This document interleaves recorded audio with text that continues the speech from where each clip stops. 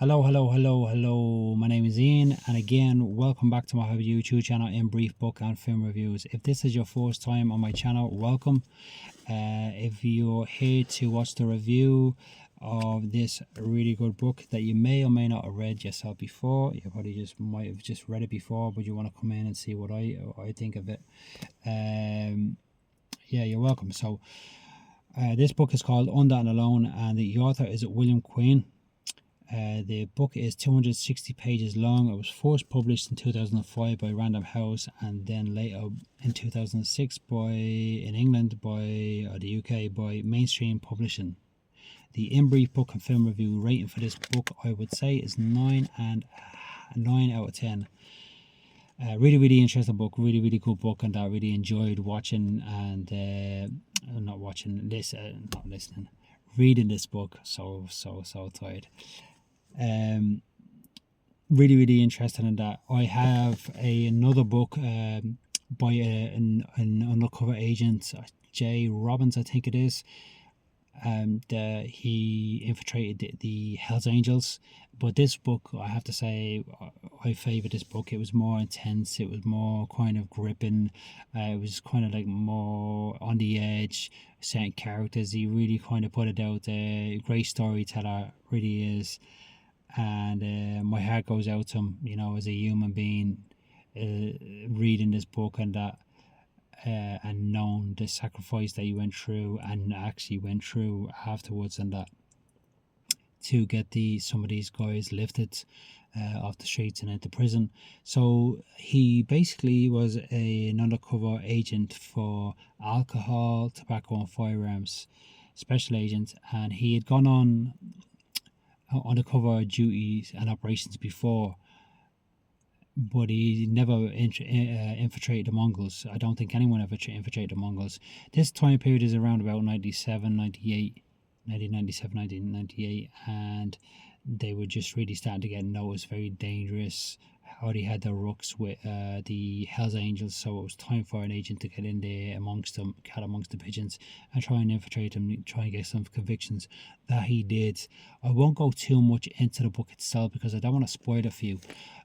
Before I forget to tell you, there's actually a documentary on YouTube about this actual story, and that, so it's about 45 minutes. I watched it. Now there's not same amount of information in the documentary as there is in this really good book. So I'd recommend that if you want to go a good read, or buy something, and that, I think it's about €8 or something on Amazon, and that you can pick it up, maybe even less, €7 or €8 or something, and that on Amazon, Kindle or whatever. You can pick it up, and I recommend that you pick it up and read it. So watch the documentary on YouTube. I'll put in the link. I'll also put in the link to his other book. He's also got another book out as well, and I think it tells the story, something to do with commandos or something, and that when he was on a special operation with a couple of other guys, but that was before this, I think. And or maybe it was even after, I don't know. I only realised this tonight. So yeah, I'll put up the links to both the documentary and his other book as well. And okay, so this book is really interesting. I won't go too much, as I said, into it because I don't want to spoil it. At the start, it doesn't really go into his childhood and all that type of stuff. I think it mentions that some of his family members were police officers, etc. He says that he stayed away from his wife and 2 kids while he was undercover on this operation. He was alone. He was under and alone. He did have a backup team, surveillance team, and that, but really and truly, he was alone. The detail that he goes into within this book is really good. It's not like the one that I read beforehand. There's a lot more detail, very intimate in this, very knowledgeable. Really good detail. It's quite a little bit of humour in it actually as well on that. He's a couple of times you'd laugh, and he talks about Mongols and dumbasses and stuff like that, and like Carry On, and he seems like a very sincere guy, and as the book goes on, and that he starts to genuinely open up about his feelings towards the Mongols, and that one or two that he absolutely despises, but some of them that he actually shares companionship with, like to on the case and that, and it's a very, very interesting read. He goes undercover. He talks about various incidents that led to convictions of members of the Mongols, rangers to selling drugs, narcotics, killing, murder, and firearms as well, and that. So it's all in there. It's a really, really interesting book, and some photos in there as well, and that for you, and that, so you can have a look. So you can have a look in that, as you're reading, and that. Really, really interesting book. Now I'm delighted that I read this book. I'd love to reach out to him and talk to him personally about the whole episode and stuff.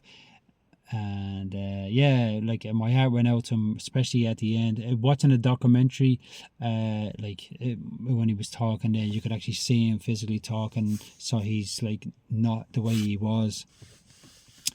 And because he was like Jim the Ammonite Heart out of the Heart Foundation, and then like a man Willow out of the film Willow with the long hair. He's like a real scruff bag, but then when he cleans up and you see him years later on, and that, like a really smart guy, looks ex-military and stuff. And you can see when he was talking about, someone asked him the question, was it worth it? He says, to many people it wasn't worth it for what I lost. So basically he had to move to the other side of America where there's no Mongols, and his family had to move in a different direction, and that, so they wouldn't be chased down and stuff, and just basically lie down low for a while. I don't know if that's still the case now to this present day. I'm presuming, and I hope it's not as well, and that, but he felt that it was worth it, because no one had ever done it before, and it was satisfying to do it for the safety of the communities and stuff and that. So this man really wears his heart on his sleeve, and that, and he was very brave. Like the bravery of this man was, he was very, very brave, because he was on his own and that, and like he took a lot of crap, took punches, digs. He was basically the Mongols' bitch, and that, while he was a hang around, or then asked to be a prospect, told to be a prospect. You want to come in as a prospect, and that, and really treated badly in that, by them, until then. I think it was 2 years later. Then he got his full badge, and then you'll hear about the story from there. So it was really, really good book, 260 pages long. I'm getting tired now, so I'm going to leave it at that. Anyway, I hope everyone's staying very well, staying blessed, staying positive. Keep the faith always. And I shall see you next week. I'm going to be doing I think it's a film review next week, and watched a couple of good films there of late. I'm going to go to the cinema as well on the weekend. I'm going to go see another one as well. Can't think of the name of it, but I'll look it up later on anyway. So yeah, that's it for me. Yeah. So peace out. All the best.